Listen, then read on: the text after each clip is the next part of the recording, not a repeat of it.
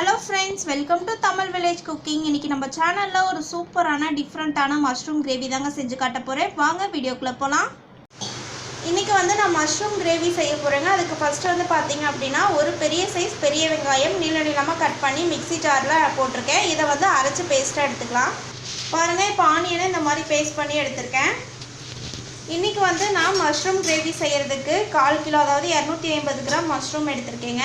அதை சுடு தண்ணி நல்லா கொதிக்க சுடு தண்ணி காய வச்சு அதில் போட்டு அதுக்கப்புறம் ஒரு 5 நிமிஷம் கழிச்சு எடுத்து நார்மல் வாட்டரில் கழுவி இந்த மாதிரி ரெண்டாக கட் பண்ணி வச்சுருக்கேன். பாருங்கள், மஷ்ரூம் ரொம்ப பெரிய பீசஸாக கட் பண்ண வேணாம், இந்த அளவுக்கு கட் பண்ணால் கரெக்டாக இருக்குங்க. இப்போ கடாய் வச்சு ஆயில் ஆட் பண்ணிக்கிறேன். இந்த அளவுக்கு ஆயில் ஆட் பண்ணிக்கணுங்க. இப்போ பார்த்திங்கன்னா நம்ம மஷ்ரூம் தண்ணியிலேருந்து கழுவிட்டு தண்ணி இல்லாமல் நல்லா வடித்து எடுத்து வச்சுருக்கேன். இப்போ இந்த ஆயில் சூடாகிடுச்சு. இப்போ இந்த மஷ்ரூமை இதில் ஆட் பண்ணிக்கிறேங்க.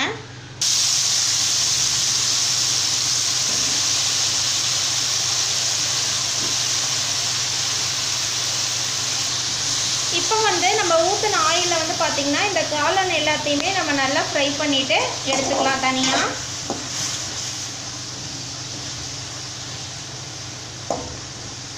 மஷ்ரூம் கிரேவிக்கு இந்த மாதிரி நம்ம செய்யும்போது டேஸ்ட் ரொம்பவே நல்லா இருக்குங்க. இதில் காளான் பார்த்திங்க அப்படின்னா இதிலே நல்லா வெந்துடுங்க. ஒரு 5 நிமிஷம் வரைக்கும் காளான் இப்படி வேகட்டுங்க நல்லாவே. இதில் கொஞ்சமாக உப்பு ஆட் பண்ணிக்கலாம். உப்பு ஆட் பண்ணிவிட்டு நல்லா நம்ம மிக்ஸ் பண்ணி விட்டுறலாங்க. பாருங்கள், இந்த காளான்லேருந்தே பார்த்திங்கன்னா இந்த தண்ணி எல்லாமே வடிஞ்சு வந்திருக்கு. இதிலே காளான் நல்லா வெந்துடுங்க. பாருங்கள், இப்போ 5 நிமிஷம் ஆயிடுச்சு. காளான் பார்த்திங்கன்னா நல்லாவே வெந்திருக்கு. அதை பார்க்கும் போதே நமக்கு தெரியுதுங்க. இப்போ இது தனியாக காளானை மட்டும் தனியாக அரைச்சி எடுத்து வச்சுக்கலாம்.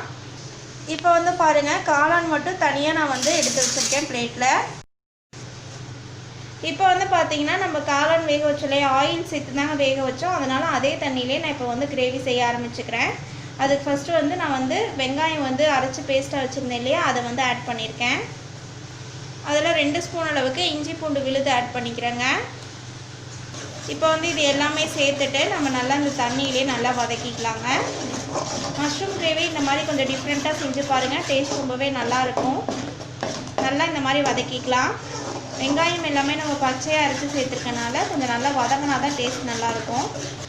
இதில் ஒரு அரை சைஸ் தக்காளிங்க, கொஞ்சம் பெரிய தக்காளி இருந்ததுனால நான் அரை தக்காளி எடுத்திருக்கேன். அதை கட் பண்ணி ஆட் பண்ணிக்கிறேன். இப்போ இதில் ஒரு 1/4 டீஸ்பூன் உப்பு ஆட் பண்ணிக்கிறேங்க. நம்ம ஆல்ரெடி மஷ்ரூம் வேக வைக்கும் போது உப்பு ஆட் பண்ணியிருக்கோம் இல்லையா, அதனால் இதில் கம்மியாக தான் சேர்த்துக்கணும். 1/4 டீஸ்பூன் மஞ்சள்தூள். இப்போ இது எல்லாமே சேர்த்துட்டு நம்ம நல்லா வதக்கிக்கலாங்க. பாருங்கள், தக்காளி எல்லாமே இந்த அளவுக்கு நல்லா இருக்கணும். இப்போ மசாலா எல்லாமே ஆட் பண்ணிக்கலாம். அதில் 1 ஸ்பூன் அளவுக்கு வரமிளகாய் தூள் ஆட் பண்ணிக்கிறேங்க. 1/2 ஸ்பூன் மல்லித்தூள் ஆட் பண்ணிக்கிறேன். இது வரமிளகாய் தூள் உங்கள் காரத்துக்கு ஏற்ப நீங்கள் ஆட் பண்ணிக்கலாங்க. இப்போ இது எல்லாமே சேர்த்துட்டு நம்ம நல்லா மிக்ஸ் பண்ணிக்கலாம். இதில் 1 ஸ்பூன் அளவுக்கு ஆயில் ஆட் பண்ணிக்கிறேங்க. இப்போ ஆயில் சேர்த்துட்டு நல்லா இந்த மாதிரி வதக்கிக்கலாங்க. நம்ம அந்த மசாலாவோட பச்சை வாசனை போகிற அளவுக்கு நல்லா இந்த மாதிரி வதக்கிக்கலாம். இப்போ இதில் நம்ம வேக வச்சு வச்சுருக்கக்கூடிய காளான் ஆட் பண்ணிக்கலாங்க. காளான் ஆட் பண்ணிவிட்டு நல்லா இந்த மாதிரி மிக்ஸ் பண்ணிக்கலாம். இப்போ மஷ்ரூம் ஆட் பண்ணதுக்கப்புறமா 1 ஸ்பூன் சிக்கன் மசாலா ஆட் பண்ணிக்கிறேங்க. ஆட் பண்ணிவிட்டு நல்லா மிக்ஸ் பண்ணிக்கலாங்க.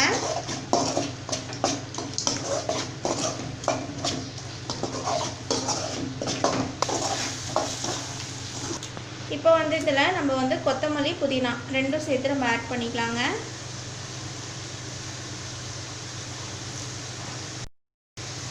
இப்போ நல்லா மிக்ஸ் பண்ணிக்கலாம்.